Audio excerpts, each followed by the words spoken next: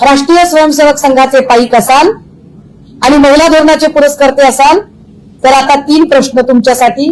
एक, स्त्री भ्रूण हत्या ही डॉक्टर श्यामाप्रसाद स्त्रियांच्या हक्काच्या विधेयकाची पहिली भ्रूण हत्या ही डॉक्टर श्यामाप्रसाद मुखर्जी आणि मदन मोहन मालवीय यांनी का केली होती, कशासाठी केली होती, याची उत्तरं तुम्ही द्यायची.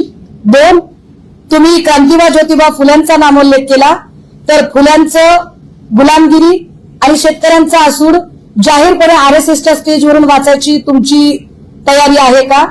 3, फडणवीस साहेब पळ काढायचा ना.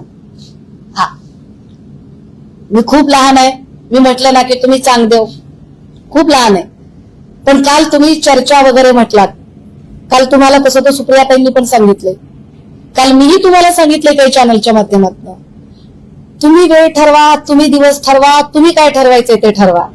आणि हो, चौघींना एकत्र बोलवा, चौघींना वेगवेगळं बोलवा किंवा व्यक्तीला बोलवा. हा, पण तुम्ही चर्चाच नाही केली तर मात्र तुम्ही सत्याला सामोरे जायला घाबरताय असा त्याचा अर्थ होईल. सत्याला सामोरे जायची तयारी असेल तर केव्हाही विथ डेटा माझी बोलायची तयारी आहे. पॉप्युलेशन काय असतं,